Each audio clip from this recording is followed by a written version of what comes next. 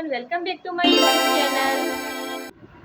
आज घर पे हम कुछ सिंपल सी रेसिपी से कुछ अच्छा सा स्वीट सा बनाने वाली है। आपने जैसे कि बेसन के लड्डू हो या फिर बूंदी के लड्डू वो सब खाइए। ये सूजी के लड्डू बना रही है मेरी मम्मी, और मैंने तो सिर्फ ऐसे वीडियो रिकॉर्ड किया, मुझसे तो इतना आता नहीं है। फिर मैं पहले तो मेरी मम्मी ने ऐसे सूजी को ऐसे निकाल दिया बड़े से बाउल में, फिर इसके बाद इस सूजी में थोड़ा पानी मिक्स किया, और पानी मिक्स करने के बाद इसके है ना गोले, छोटे छोटे गोले बनाने लगे। और इसको ऐसे गोले बनाने के बाद जैसे आटे गूंथते हैं, ऐसे गूंथने के बाद एक गोले को हमने तेल में फ्राई कर दिया, और तेल में फ्राई करने के बाद उसको ब्राउन होने तक तेल में ही रखने का, और ब्राउन होने के बाद तेल से बाहर निकलने का।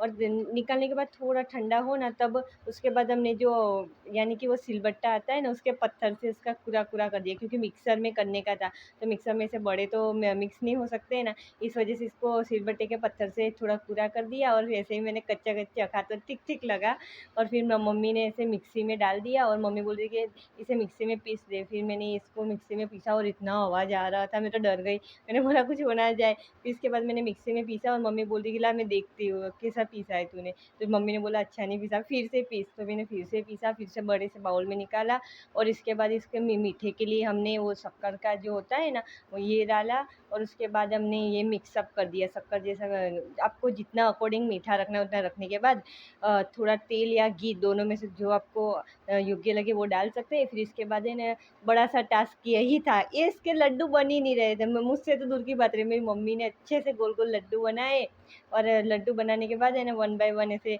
डिश में रख रही थी, मैं तो बस देख ही रही थी। फिर इसके बाद मम्मी ने बोला इस पे थोड़ा डेकोरेशन कर दे, तो मैंने सोचा बादाम से थोड़ा डेकोरेशन कर दूँ। ऐसे मैं बादाम रखने जाती हूँ तो एक लड्डू से मेरे से टूट ही गया। मम्मी बोलने लगी कि क्या कर रही है। फिर मैंने धीरे धीरे ना एक एक लड्डू पे एक एक बादाम रखी, और उसके बाद मैंने ना हल्के हल्के हाथों से ना थोड़ा थोड़ा प्रेस किया, और मैंने देखा कि लड्डू है ना टूट ना जाए बस। फिर उसके बाद मैंने बादाम लगा दिया, और मैं तो थक गई इतना बादाम लगाने के बाद। फिर मैंने लड्डू को टेस्ट किया, और इतना स्वीट और इतना अच्छा बना था।